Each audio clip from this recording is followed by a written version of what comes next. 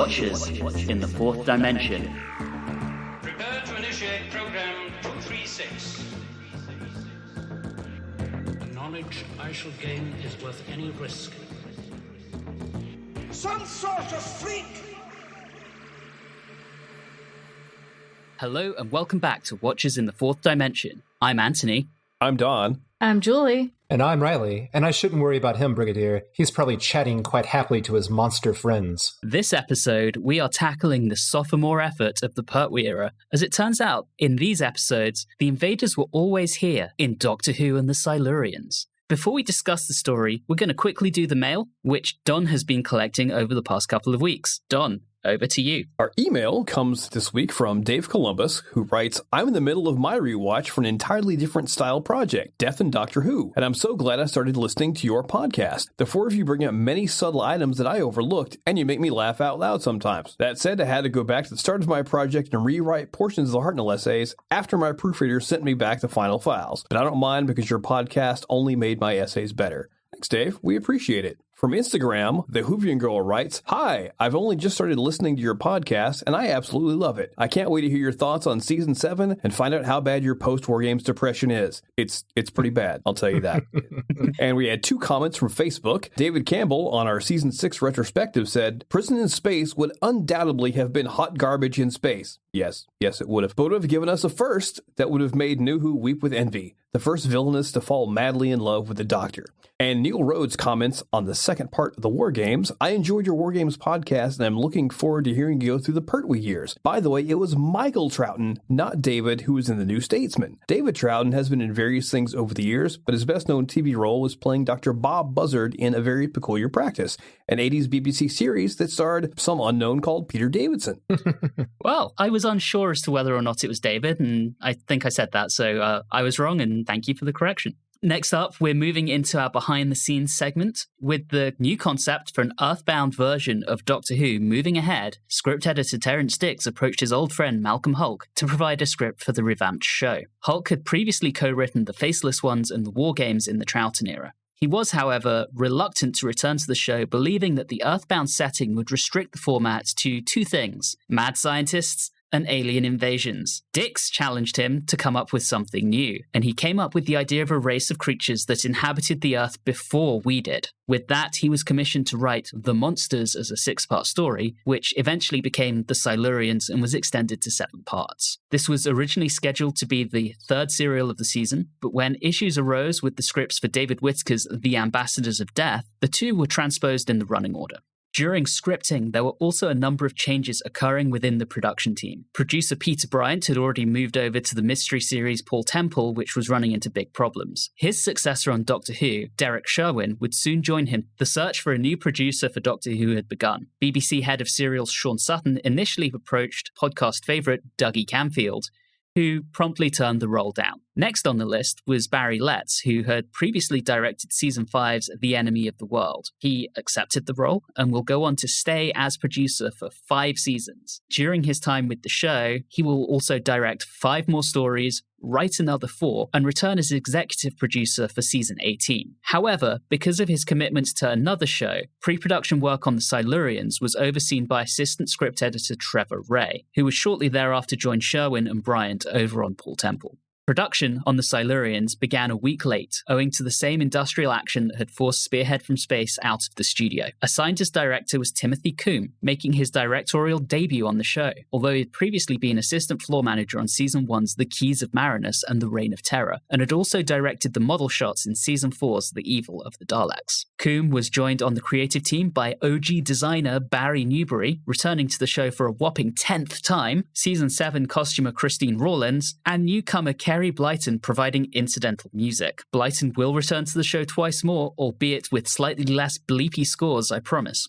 He is also known for being the nephew of author Enid Blyton and was a prolific musician contributing to film, TV, radio, as well as music production. Despite his illustrious career, he is now best remembered for creating the theme tune to the TV show Bananas in Pajamas. But I digress. Getting back to production on the Silurians, one particularly problematic issue that Coombe had to deal with were the sets for the caves. He'd originally wanted to shoot these scenes on location at the Wookiee Hole Caves in Somerset, nothing to do with Chewbacca. However, this was not logistically feasible, and so it was back to the drawing boards. The next method under consideration was to leverage something called color separation overlay, which is commonly abbreviated to CSO and is also known as chroma key. However, the technology was still in its infancy, and a visible fringe of color often surrounded the actors on screen. So this idea was also abandoned, although it did find its way into the story in some small ways. Ultimately, it was decided that they would build the set in the studio. Because the BBC did not have the expertise to build them, Barry Newbury hired outside contractors who didn't provide a framework with which to hang these sets. In the end, these sets went to waste, and Barry Newbury assembled a new cave set using stock items from the various BBC store closets and some hastily constructed stalagmites and stalactites. And here I thought they just filmed at the old styrofoam mines. Yeah, exactly.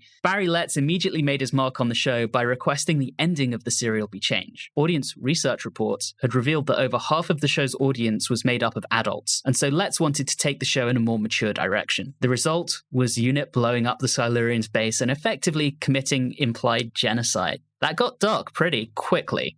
And finally, to talk about the elephant in the room, the on-screen title, which was unusually Doctor Who and the Silurians. Most of the scripts produced to date for the show were actually entitled as that, for example, Doctor Who and the War Games, but the prefix was always dropped from the televised episodes. It was included here by mistake, and to avoid a future occurrence, the prefix was dropped from all future scripts. We move into our short summary, which is in the hands of Reilly this episode. We open on the live-action remake of the arcade classic Dig Dug as two explorers are attacked by a large green reptile. Obviously, UNIT is called in to investigate, which reveals that the creature was Reptar from the Rugrats, and we learn that it is controlled by the Silurians, a race of questionably intelligent creatures evolved from green silly putty. Why do I say questionably? Well, they thought that the moon was going to crash into the Earth, so they went into hibernation, and they screwed up their own hibernation so much that it required the dumb luck of a nuclear power station to be built next to them to wake them up. Well, guess what? They are awake and grumpy, and the humans are scared and heavily armed, which leads to conflict. The Silurians have a change in leadership and decide to attack by using a disease. Luckily, the Doctor and Liz were smart enough to quickly inject people with broad-spectrum antibiotics to stop the disease, but several people at the power station and within UNIT refuse the injections, claiming that it causes people to be magnetized, gain 5G cell service, become a part of Bill Gates' slave army, and some refuse just to be dicks. Oh, what am I saying? That could never happen. That is too preposterous. It's even for a sci-fi show. The Doctor develops a cure, but the Silurians kidnap him. Before he can write down the secret recipe, Liv discovers the formula, and the plague is stopped by the Silurians use the Doctor to get access to control room just so they can plug in their microwave. The Doctor and Liz stop them by starting a Chernobyl that makes them go back to hibernate, and the Doctor and Liz stop the meltdown. The Brigadier acts like a genocidal a-hole and blows up the entire Silurian base. The end. All right, we're done, guys. Now we actually move into our story discussion, and we do have 7 episodes to talk about, so we're going to try and keep this one tight. Episode 1. The Doctor's a gearhead. That's like his thing now, isn't he? Wasn't he quoting Alice in Wonderland or something? Jabberwocky. Yeah. This is like us with the Third Doctor for truly a first time, because that pilot serial for a Doctor is always kind of doing too much. Now we got a lot more personality. The Third Doctor seems a lot more snippy than the first and second. Which, given how snippy the first Doctor was at the beginning, that's saying something. He's not as bitchy, but he is snippier. I will agree with that assessment. Mm-hmm. Yeah, I mean, you just need to look at his reaction to the Brigadier's telegram for that, and Liz has to talk him into it.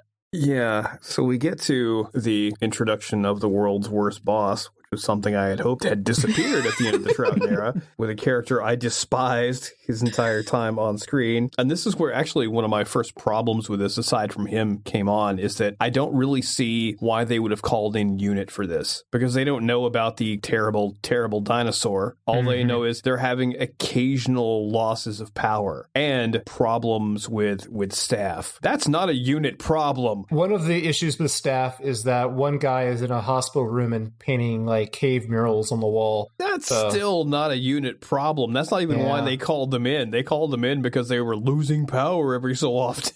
I think part of it is they had the one guy from, I think, the Defense Department who is connected with all of this. Major Baker. Yes. So I think that might be why UNIT got called in. He's questioning why UNIT are involved, because he's saying, I think this is sabotage. Why have you guys called in UNIT? There's nothing weird. It's just people breaking our shit. Even he's skeptical. But UNIT basically just invited themselves. Pretty much. Fundamentally, all of the research station personnel kind of seem like assholes, except for Dr. Quinn, who later turns out to be an asshole himself. But at first, he's very affable, and he's very stylish too. My first realization of him is that he's just a grinning idiot. And then I realized as the serial goes on, it's like, oh, because he's putting it on. He's trying to remove any suspicion from himself as just being like a empty suit. Which later on, he completely loses his ability to not be suspicious. Yes, he does. Dr. Lawrence, who is the bad boss, played by Peter Miles, who is phenomenal. He comes back for Genesis of the Daleks, where he plays an iconic role, a character called Nida,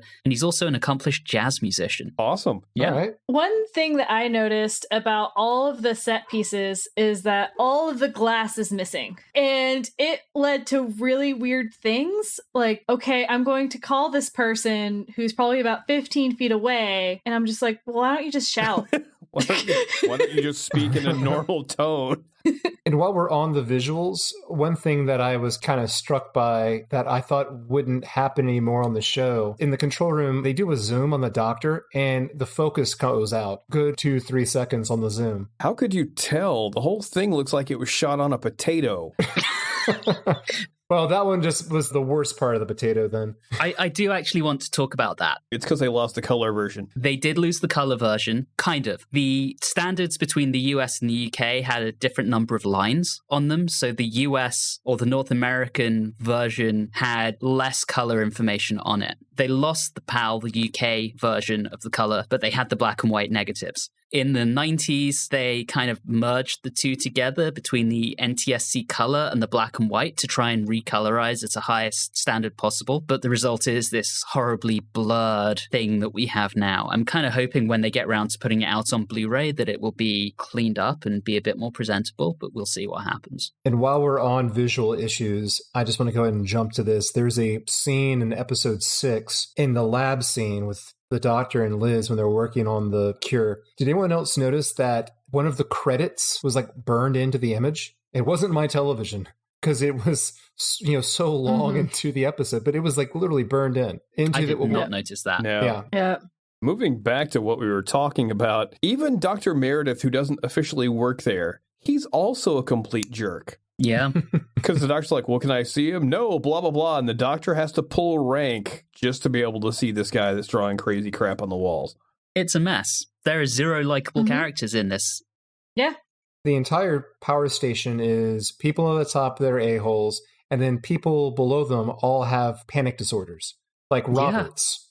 Yeah. Just freezing up for, which I couldn't figure out, like, episode seems to hint that if you see Reptar, then you're going to be mentally disturbed afterwards and you're going to have a lot of stress disorder. But we don't think Roberts ever saw him, and he just freezes in the middle of a routine exercise. So I don't know where that was attached to. It wasn't just the dinosaur. It was the Silurians causing it to happen. There's even a lot of tension between the Doctor and the Brigadier in this. I mean, it very much seems like a marriage of convenience that they're working together. And again, it just means that there's no one really likable except for Liz. That's true. Yes. That's true. Who's prancing around in a mini dress, which isn't very practical for the setting, but I do like the style. They always changed when they went down to the caves. They did. Yeah. There was a lot of costume changes in this. It's a Zoe level of costume change. I did love seeing the Doctor in his spelunking gear. Which kind of takes us down towards the end of the episode where we get those same roars as at the beginning, and then we see Reptar himself, and that leads us into our cliffhanger and episode 2. And that's also where I broke out in hysterical laughter myself at seeing Reptar. It was something special. Yeah. It would have looked less crappy in black and white. Yeah, that seems to be a continual theme, isn't it? I mean, it's just how our brains work, but you can be a lot more forgiving with rough special effects when they're black and white, or a grainier picture because your mind helps color in the rest, I guess. Or what it would look even better is if they didn't write a stupid dinosaur into the script that served no purpose. Yeah. Right. That would have looked amazing. Every once in a while, it seemed like they were hinting at something happening between someone and Major Baker. I was like, are we going to get a random romance thrown in here? But then it never happened. But it happened several times through episode 2 and 3. Major Baker and the dinosaur. We really get to see the Silurians in this episode. So my question for everyone is, isn't it kind of awkward that they're kind of close to our favorite, the Arse warriors, both kind of standing humanoid reptilian kind of creatures. This one even had asthma, and this was the only one in the serial that had that breathing issue. I don't know if he did have asthma, if he was just a pervert, or what it was. He was Ice Warriors on his mother's side, I'm guessing. Oh, okay, that makes sense. What I like about it is we don't really get a good look at them until I think it's next episode. Mm-hmm. This one we get the first person perspective from the Silurian. And then occasionally like a little bit of an arm or something around the corner, but you never see the whole thing. They do get the reptile piece right in this, in that they like heat and not cold. Kudos to that. These are proper reptiles, not fake reptiles. And we also have an interesting scene here where Quinn, because now we have a reveal with Quinn, that Quinn is involved with the Silurians. He's been communicating with them. He goes to their base, and what is up with the red light, put your hands up thing? Is it like a Simon Says, or is it like a mind control thing? I don't know what that is for. And because if it's a mind control thing, then let's mark another square on our Troughton era bingo card. But what was that? It was nothing. Okay. It served no purpose. Good question. I do like the way that the scenes are shot in the first person from the Silurian's viewpoint, and you get that red tinge at the top to indicate its third eye. I thought that was very, very well done. I like when it dove headfirst into the bale of hay. I'm like, I get you, Silurian. That's 100% what I would do. That does lead us into getting our comedy yokel for the episode. He wasn't very funny, though. He wasn't half the comedy yokel the other guy was. No, he was not. Is this going to be the trend for the Pertwee era? Is that we're going to get English countryside people getting terrorized by science fiction monsters? Yes. I did for one moment, because he called out his wife's name when he saw the Silurian, and just for a second I thought, what do you think the Silurian's name is? Because that would be amazing. A very confused farmer who thinks his wife is a Silurian. Also, I really hope that they finally get to a point where the husband and wife actually like each other, because it doesn't really sound like they're really pleasant people. No one likes anybody in this serial. No. There was kind of some fun music with some clarinet. This is probably the most positive feedback I have on the music of this entire serial. There were two types of music in this. One, barely noticeable, inoffensive, and oh my god, what the hell is happening? Yeah. 100%. It's a new genre based in kazoo and cats fighting on a xylophone. We've gone over the fact that it was apparently shot on a potato. But the fact that in, 1970, they were able to do surround sound, because in the right channel, I distinctly heard, oh my god, what the hell is that? Turn that off. It was really impressive. Oh boy. Indeed. All right, so there is one character I really, really like, but he's barely in it, and that is Captain Hawkins, who we only get for this story. It's Paul Darrow, and he's just a legend, and I love seeing him in this. We have a Silurian and some bale of hay, and don't we have Liz Shaw situation here? I think that at the cliffhanger. Yes. Yeah. Mm-hmm. Because the creature kills the not very comedic yokel, and his wife was apparently too slow to call the police for his liking. They come to investigate, and she basically gets attacked by the Silurian while the doctor and the brigadier... What was it? They went to look at something, and they left her alone. They went to the hospital. Yes. To talk to that And guy. he actually died of heart failure rather than being killed by the Silurian. So it was caused by fear, I think, was the dialogue in the episode. And then Mrs. Squire heads into the same kind of state of shock as Spencer. To be fair, though, because the Silurians are doing it through their weird whatever head thing, it really could have been them causing the heart failure. That's fair. That's true. I wasn't a big fan of the jewel in the head thing. I felt it took away rather than added. It's meant to be their third eye. That's what the design is. It's a third eye. 3 eyes are fine, but you're opening and closing holes in walls with it. It's a weapon. It's a floor wax. It's a dessert topping. Make up your damn mind. What is this thing? I didn't mind it so much, except for the fact that they had to emphasize it with a Bill Cosby head wobble kind of thing for some reason. And it just kind of took me out of it there. When you have multiple Silurians on screen at once, that's the only way you can tell which one is speaking as well. So you get a lot of the head wobble as they're talking to each other. So Liz gets a tat, and we're on to episode 3. Episode 3. Somebody got access to a helicopter, and they're damn sure going to film it.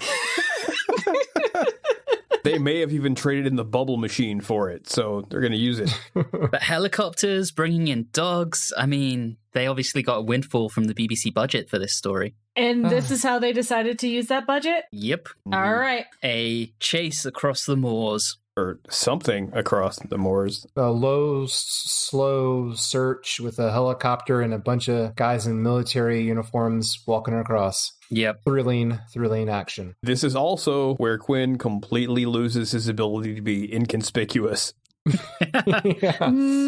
Showing up at the barn even though it's like 20 miles out of his way. Yeah. Can you give Liz a ride? No.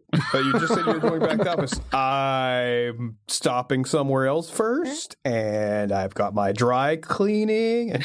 And Quinn, what's that annoying beeping remote control sticking out of your back pocket? What is that thing? It's my pacemaker. That's why. That's my thoughts. That is my thoughts. Is just make it stop.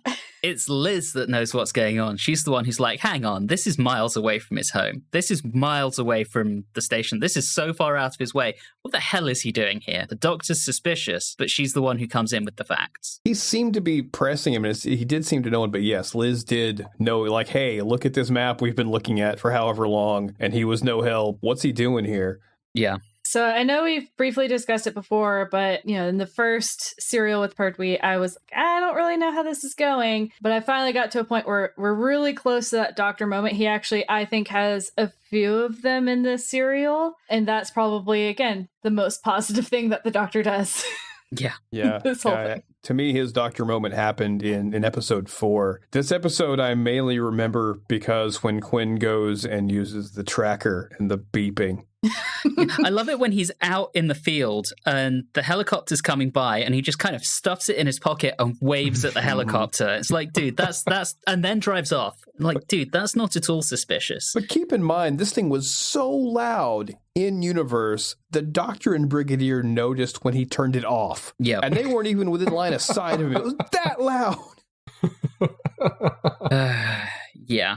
Still, Quinn gets what he was looking for. We also get an educational moment with Pangea. Yeah. Yeah, Oh, I yeah. noticed that. They did that little checkbox. Way after the educational remit of the show had been ended. I love when the doctor shows up at Quinn's cottage. Oh, it's so good. That was good. Forcing his way in, then talking about the room is very hot. It's like the reptile house at the zoo. And then he starts banging on about the thermostat. It's just brilliant. It's definitely a game of cat and mouse. Dr. Quinn died a lot sooner than I expected him to. That's very true. I was expecting... This whole thing reminds me of 2 serials that have been jammed together. Because in the one half, you've got the quote-unquote mystery of who's working with these creatures and what do they want. And then in the second half, you've got the whole plague, epidemic, bacteria thing going on. And I think that's one of my issues with it. I would have preferred one more consistent story. I mean, I liked the second half better, and I would have liked to have seen that played out bigger. You would like it if it came in earlier, perhaps, if we were Yes. still going to keep a 7-episode length? Okay. Because I think that would be a better way of bringing Unit in, is rather than the plague being intentional, it's just because these creatures are before the dawn of time and we don't have an immunity to it, and it's seeping out and people are randomly starting to get sick for no reason. That works better. You're right. I think it was Rob Shearman and Toby Haydock who talked about this, but they almost said that this could be a setup for its own show without the Doctor. You could have the setup episode introducing the Silurians, and then every week they find a new and different way to try and kill off humanity, and the army have to stop them. Nope. What a weird And- workplace comedy that would be. So if it was done in the style of The Office from like the Silurian base, I'd watch it. Brilliant. Yeah, so killing off Quinn, I mean, the dude was an idiot. Like, he gets greedy on knowledge and tries to force it out to the Silurian, so the Silurian just kills him. I still wonder how their first meeting went anyway, of how they decided to give him knowledge. The initial setup for that whole thing, I would have liked to have seen his first meeting with them. Their disdain of humanity is pretty clear, so was it just a case of, hey, we need someone to help us. This guy seems willing. We bribed him with the promise of knowledge. We'll keep him around as long as he's useful. I don't know. Yeah, it had to be. Classic Faust.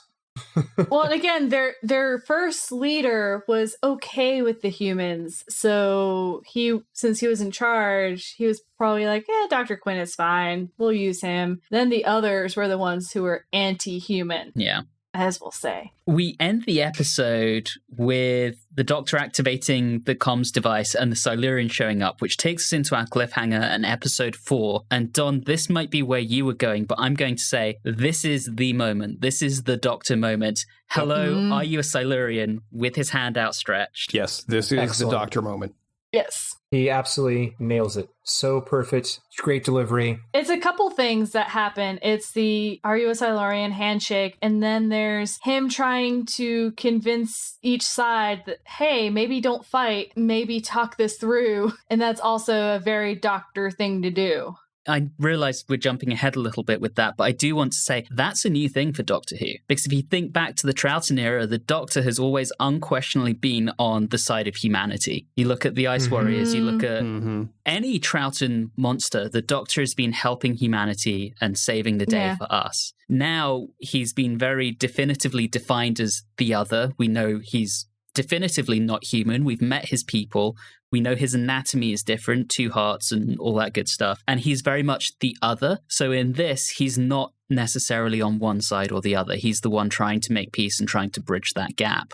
Maybe he thinks the Silurians have a point because they were on Earth first. Because they're not invading, they're just waking up and going, hey, we had dibs. That's the big ethical question of the episode. And it ties into imperialism and all that kind of stuff that's very popular to talk about in the 1970s, as the British are kind of starting to realize, maybe the Empire wasn't a good thing and the indigenous people had a right to that land. And just to tack on to what you were saying, Anthony, about the Third Doctor and his differences, like we said before in Spearhead, he seems like he doesn't even want to be there. Especially at the beginning of this serial, as we talked about while he's working on the car, he seems just grumpy about having to do anything. He's reluctant about wanting to help humanity just right off the get-go without even knowing what the setup is. It's very interesting, too, because you had the main thing that the Doctor was saying, like, don't toss me onto Earth, was I'm trying to do good. And then here comes these instances where he could do some good and he doesn't want to do it. Oh, he's in depression. He's been exiled. He just wants to sit in the couch in sweatpants watching Netflix. Except they've sent him to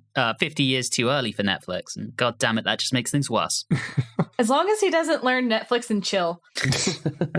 Nice. I also like the Silurians coming out of the tanning bed. Yeah. That's good. The Cybermen did it better. Ooh, I have the kazoo notes in this episode too. Oh, it's all over the place. I mean, I had the constant of I couldn't really tell when it was sound effects versus when it was soundtrack. Yeah. I have no idea. Because he just decided to go so out there with the soundtrack that I'm like, you use so much not techno, but whatever noises in your soundtrack that I can't tell anymore. The Silurians just had this weird, silly, and it did sound a lot like a kazoo. I don't think it was, but there's this weird theme, and I'm just like, what is going on? The music is really drawing attention to itself in a way it normally doesn't do, and it's not to its benefit. A soundtrack or sound effect, all I know is that it's used to test if people are prone to migraines. That's all I know. Yes. Yeah. I could only watch 2 episodes max at a time for these last couple ones because that music, man, was... The mute button was used regularly. So to talk about the actual plot...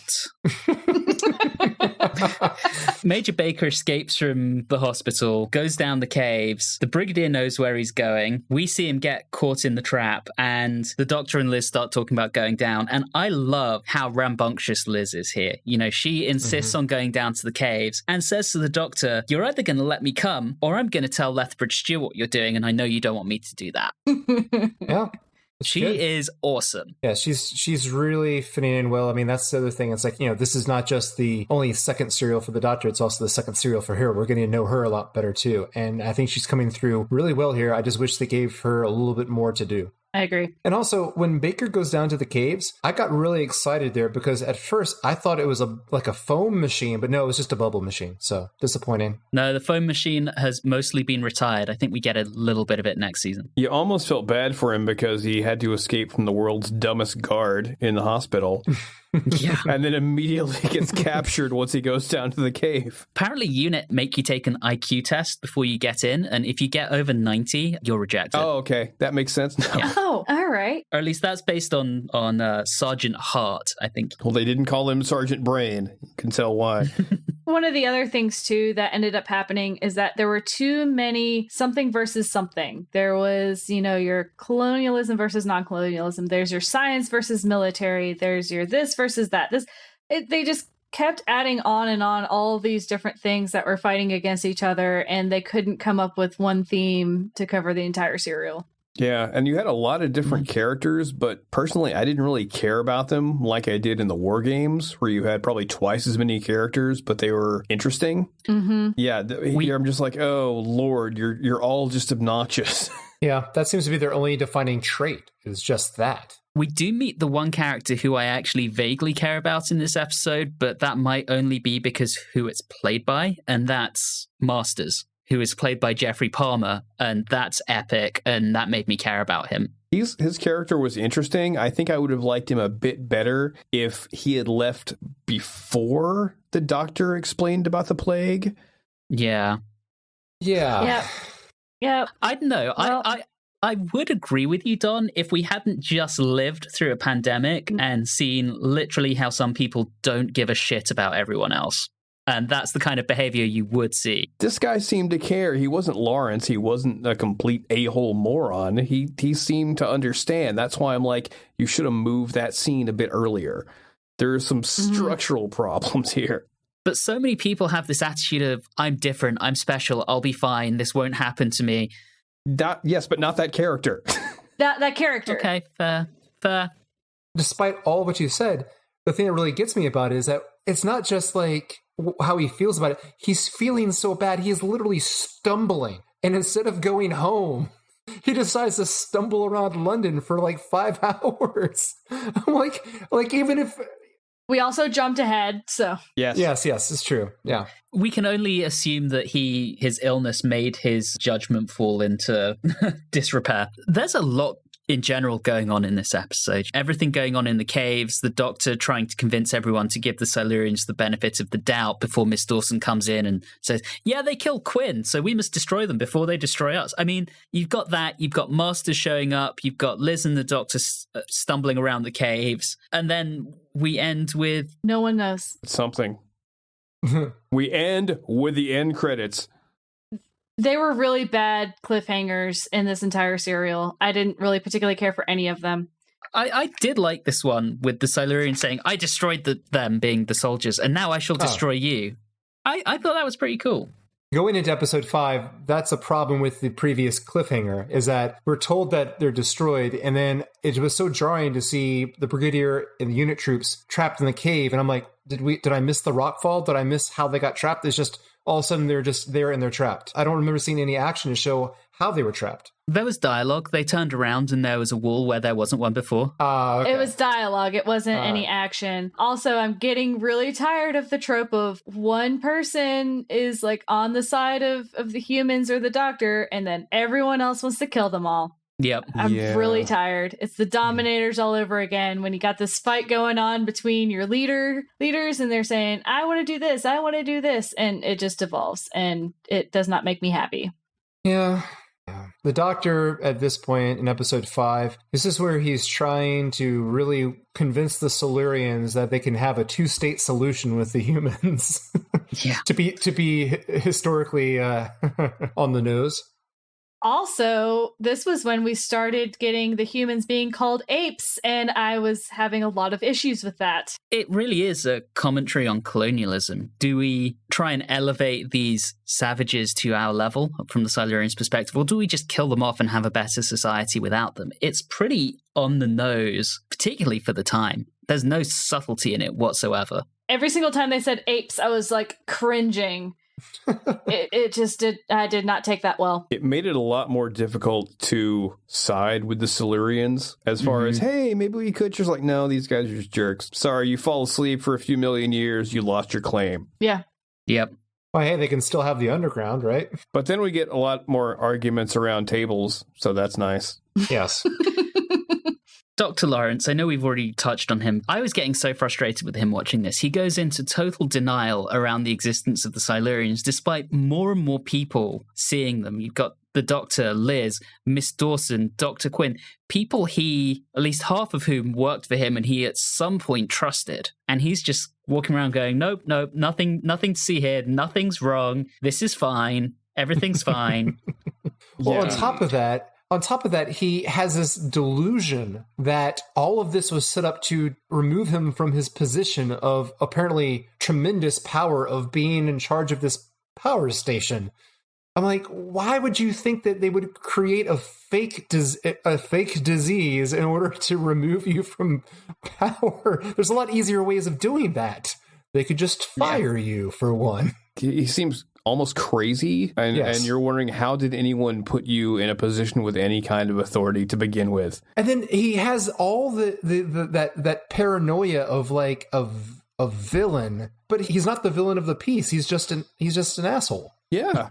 It's like he has all the parts of being like concerned about keeping his power, but he has no plans to gain more power or do anything duplicitous. He's just a jerk. He's a little man. Yeah. But this is the episode where we do get finally to understand what the Silurians' point of view is, that they saw the moon coming and their solution was, we'll just all go and hibernate underground, which is impressive. It would have made more sense to make it the same asteroid that we now think wiped out the dinosaurs. That's true. So they found a way to survive when the dinosaurs didn't. But hey. Couldn't we have just been an ice age? I mean, they can't handle the cold, they're reptiles. Couldn't it have just been they had an ice age and like, oh, okay, we just need to like hibernate for an ice age. But then like their hibernation does go wrong and therefore that's why they missed the thawing of the ice age. Any other catastrophe that actually happened, as opposed to, oh, we thought that it was going to hit Earth, so we were like, we'll just go to sleep. It's fine. This is where we start getting the disease. You know, the younger Silurian has infected Major Baker, who shows symptoms pretty quickly. And we get the leader, who is getting increasingly annoyed with his counterpart, telling him, I shall destroy you if you defy me again, and gives the doctor a sample of the bacteria. We see the Silurian factions playing off against each other here. So this is another versus, as Julie puts it, until the younger Silurian takes out the leader, which makes it feel very kind of Roman court drama, which is fun. Oh, and we get the people could just not stay in place and actually do a quarantine. Mm-hmm. This particular bacteria, as they referred to it, it seems to work rather inconsistently. Mm-hmm. But I think it's in the next episode because it's all caused the permanent undersecretary and his wanderings, whereas this guy and a few of the people later on, it seems to take them almost immediately. Yeah. Major Baker gets taken to the hospital and dies outside. The doctor says, oh, the first one. And that's our cliffhanger into the big triggering episode, episode 6, pandemic time. Let's go. My favorite part of this is the very beginning, is that once the doctor like refuses the orders that the doctor is giving in the parking lot of the hospital. Oh, notice how quickly the brigadier draws his gun. Almost immediately. Blooded. He's just like, boom, I'm just going to drop him right here. Oh, man. We also got the doctor even being like, I don't need to take those antibiotics. Doctor, just do what you're told. I really love how the answer is, let's just pump antibiotics into everyone. That's the foundation of medicine for the next 60 years. Got a cold? Give you antibiotics. Yeah. Basically. Gammy knee? Antibiotics. Let's give everyone antibiotic resistance. Yay! I mean, admittedly, this is a bacteria, so it probably will work, but there is the tendency to prescribe antibiotics for everything. Mm-hmm. There was that point where the brigadier was trying to convince Liz, like, oh, you need to help man the telephones. She's like, I'm a scientist. And I'm like, absolutely. There's 0 sense of her working the telephones. Yeah. Very true. 0%. And that irked me. And then the doctor tells her to go work the telephones. Yes. Oh, so mad. Masters is not patient 0, but he is the super spreader. Oh my God. Apparently his has a very slow working infection because he's able to just go and leave a path of destruction in his wake. I love the footage. I love the footage of him coming out of the train station because especially at that point, he's still like not feeling that well. because it's absolute quiet, I couldn't help but think it was like stock footage for like an anti-nausea or anti-diarrheal commercial. Because he's just sitting there and he's just like, oh. It's like, Silurian plague can strike you at any time. I really loved the various close-ups they gave on him. I thought it was very, very effective in showing how sick he was getting, and he seemed to be really fighting it, but... That's even better because they didn't get any permits to shoot that. No. Probably not. No. Absolutely not. And then you have him who's taking forever, and then you get back to the train station, and they're dropping like flies. Yes. Yeah. I don't understand. And then you've got Dr. Lawrence back in the research center, still in denial about the disease and the epidemic, claiming Major Baker may have been ill for some time. Let's be honest, this guy probably would have voted for Trump. Probably. Yeah. There is no disease. It's all fine. Nothing is wrong. Don't let the Silurian plague dominate your life. Get out there. Live your life. Oy vey. Don, I do agree with you on the inconsistency on the spread and how quickly some get infected versus others. That's not fantastically done. I would have done. liked to have seen this part expanded out with less arguing for the other episodes. I mean, the other half of what we have is the Doctor and Liz working on a cure with a huge tray worth of bottles. Every drug in existence, apparently. Imagine if LSD had been the cure. That would have been amazing. I would have loved that. That would have been great. We can cure this bacteria, but you're going to have to trip before you can be free of it. Oh. And then they just have like a big, 60s freak out, and then that's the last episode. That would have been amazing. That would have been lovely. But now we get to the part I've been waiting for this entire serial, which is when Lawrence finally dies. Yes. His proper breakdown. And he is in denial the entire time. And he's got sores all over his arms and his face, and he's still denying that this thing even exists, and he's just ranting and raving. And then just collapses, dead. After trying to strangle. That's my favorite part of it. Yeah. One thing I noticed is that we see a lot more on-screen deaths than we have in a lot of the other Doctor that we've covered so far. That's something we commented on last time with Spearhead, the death count, and we're seeing that again here, and I think that ties very much into that effort to make the show a bit more adult and a bit more mature. Okay, so death equates to maturity. Awesome. Well, death equates to things you wouldn't want your kids to see, maybe. It's certainly not questionable dinosaurs. That's not the adult content. Hey, at least it's not the Torchwood method of maturity of cussing and sex. So the Doctor knows his antidote works. He's going to get the cure out really quickly. So what the hell happened to all of the testing and regulations on it, that we have to go through now? Were they just not around at the time? Or was he just screw it? No. You got to get that thing out there. Yeah. So the Doctor is kidnapped by the Silurians, getting to do one of his trademark Pertwee Gurns as the cliffhanger, and episode 7. And we get further example of their magic third eye. Removing and adding walls. Uh-huh. They have a future as contractors. It'd be great. I love how everyone is like, damn, wish the Doctor would get on with this. And it's like, it just cuts to him being dragged away. And then we get the Brigadier again being like, where's this damn cure? Because that's how quickly these things happen. It's like, we know that we have a problem with the Silurians. So the one person who has the answer to everything, we're not going to have a guard on him. That sounds like a good plan. We also did get one military jaunt in our music. The jaunty unit theme.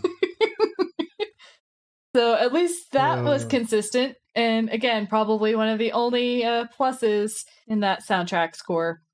Yeah. We get another really doctorish moment here when he's talking to the Silurians, and Liz has just found his cure. They ask him how many of the humans will survive, and he just says they will all survive. And he's so confident in this. It feels really, really doctorish. It also helped out that, Miss Shaw, since she is an actual scientist, picked up his notes and was like, I got this. Yeah. Yes. That was awesome. They're showing her as being incredibly capable, which is great. Just want her to be a little bit more involved, a little bit more screen time. I love what the show has done for the past 2 female companions. You know, with Zoe and now with Liz, we've had 2 very smart, very, very capable women, which is a real breath of fresh air after Victoria, Polly, Dodo. This is fantastic. I'm loving this. Now we're getting to the point where they're bringing out the molecular disperser. Plan B, let's just make the Earth uninhabitable for humans and make it hot as balls. I mean, the doctor's already getting prepared. He's just in his plain white t-shirt. Yeah, his white trousers. And this then becomes a traditional base under siege as the Silurians are trying to break into the nuclear test site. They totally get in. There's no trying. Yeah. As they do, as they overrun it and try and get... It's not under siege for very long. No, 5 minutes of most effective siege so far. And it's resolved rather quickly. Oh, yes, because the doctor does another doctor-ish thing where he's able to pretend that he's working on it, but be sabotaging it at the same time. I love how Liz has faith in him. So the Brigadier tells her not to trust him, not to help him. And she's like, no, he knows what he's doing. Which seems a little out of character for the Brigadier, considering that he has a longer history with the Doctor. That's a very good point, because it seems, and Anthony raised this earlier, and we definitely see it at the very end, we are starting to build up a very kind of a conflict between the Doctor and the Brigadier and their relationship, and I think that will carry on a little bit. Yeah, it seems to be very much the conflict between science and the military. Yes. I do, on a lighthearted note, I really do enjoy the scene in episode 7 where Liz has to explain exactly what's going on to the Brigadier. Also, it's done as, for the audience to get an understanding of what's happening in regards to the grand idea that the Silurians are doing with the Van Allen belt. That's a bit of the science lesson. And then the other bit is we get a little bit of a science lesson on how a nuclear generator works with lowering uranium rods into the generator to ramp up the power. That was pretty cool. We also learned that they weren't following regulations and they had an elevator, but they didn't have any stairs. That's true. Yes. Just Not even Chernobyl had that problem. So I really love here how at first we think it's a bluff. Everyone else thinks it's a bluff. And then the Doctor's like, oh, no, I'm not bluffing. The reactor really is overloading. I mean... Yeah. And guys, we got a problem here. At first, he didn't seem stressed about it. He was just like, no, it's a problem. But I'm just going to be like, just sitting here. It was weird. And the new Silurian leader is so vindictive that rather than letting his people kill the Doctor and friends there and then, he's like, no, we'll just leave them to die from radiation. Let them die slowly and in pain. Brutal. So then they get that all sorted out. Thanks to doing something with the neutron flow. I'm sure that'll never come up again. Some classic Doctor rewiring. Yes. Yeah. Did we already get to the part where the Doctor is showing off his awesome tat and yes. t-shirt? Yes. Yeah. Oh, yep. Yeah. You don't see the Doctor in a t-shirt too often. No, you don't. The Silurian leader, I do want to touch briefly on him because as he's sending everyone else into hibernation, they kind of realize something's faulty and one of them has to stay behind. And he says, as leader, it should be me. And to me, that's actually really, really good leadership. He's taking one for the team, making sure everyone else survives. It's the classic captain goes down with the ship. Yeah. Which, given how much of a piece of shit he's been, I would not have expected that. I'd have expected him to be like, no, I must survive to lead our people into the new era once we're all revived again. To be fair, him being a dick, he was never a dick to his own people. I mean, aside from the old leader. Well, I mean, aside from the first leader, but, they had a little coup and it's fine.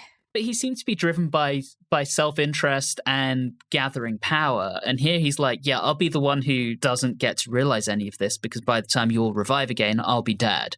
It was a nice character twist, a nice little note to him. Because I agree with you, Anthony. I was not expecting it. When it was going into that, I thought when he was like, asking him about the hibernation bed, I thought he was going to look at his buddy and say, hey, what's that over there? And then like knock him out and then jump in it real quick or something.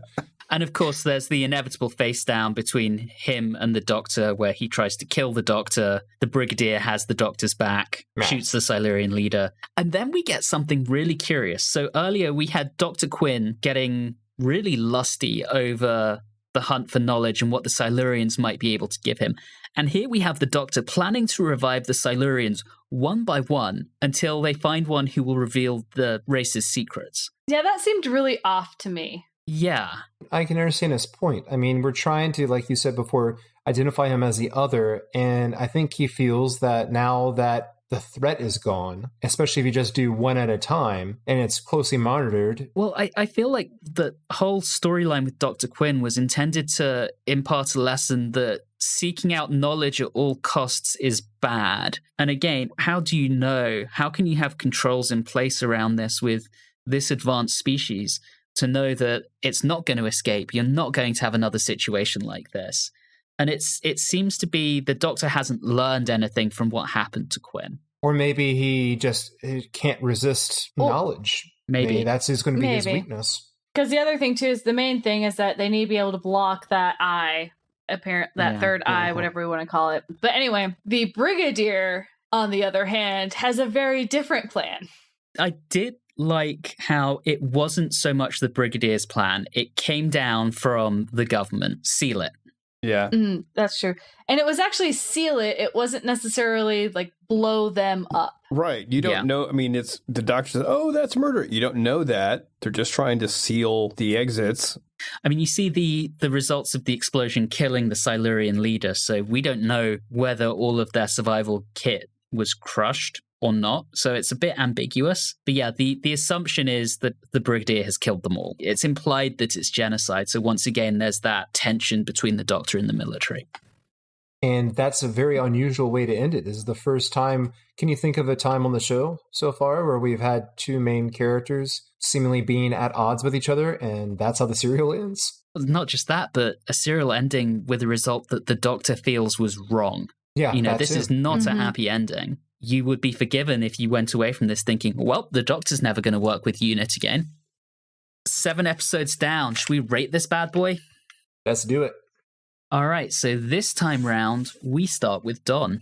There are a lot of really good ideas in the serial. I like the idea of a race of ancient people coming back up. That part in itself is actually slightly Lovecraftian. There are a couple of good ideas with the mystery of what do they want, who are they working with them, but that kind of gets thrown aside because the guy dies, then they have this plague plot. To me, it just didn't quite gel. There were a lot of logical and tonal inconsistencies. Even overlooking that, the music and the sound effects just drove me insane.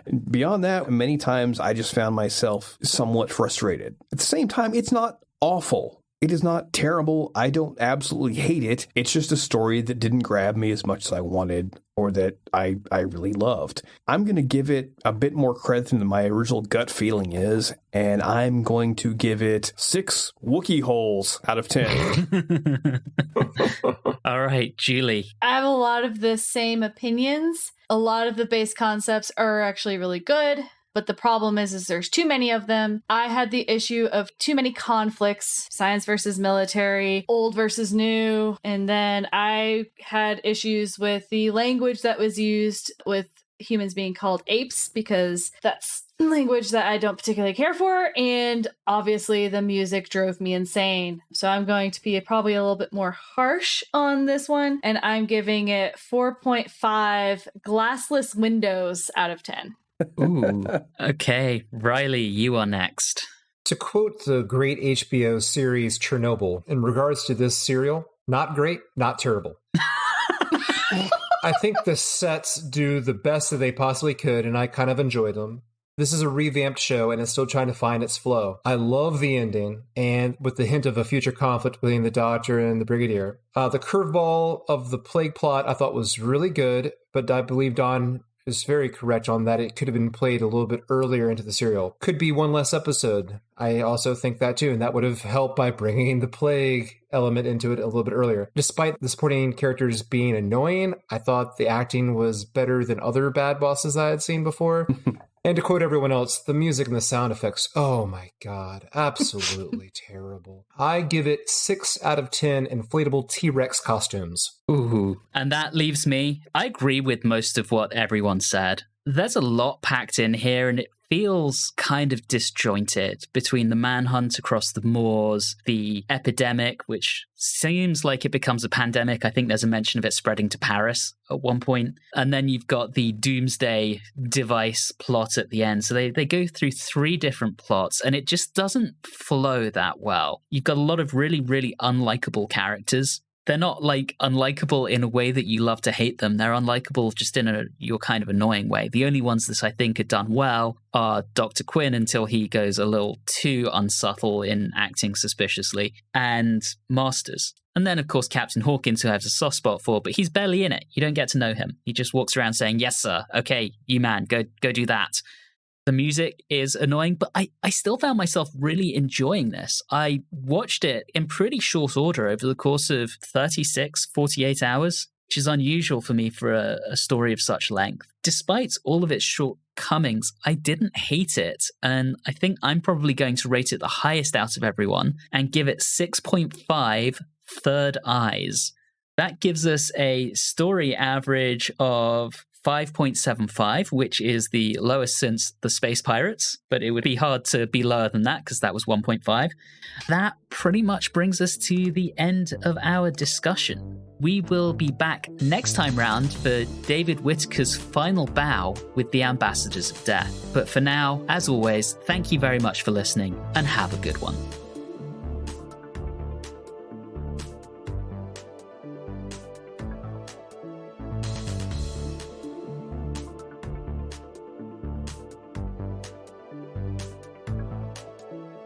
You have been listening to Watchers in the Fourth Dimension with Don Smith, Reilly Schreck, Julie Philippek, and myself, Anthony Williams. This episode, Costume Change Level Zoe, was recorded on Wednesday the 23rd of June 2021. If this is your first time listening in, all of our previous episodes are available on your favourite podcasting app. You can also interact with us on Facebook, Instagram, and Twitter at Watchers4D. And you can email us at watchers4d@gmail.com. If you're enjoying the show, please do subscribe and leave us a review or rating on your favourite podcasting app. All of those things really do help the show.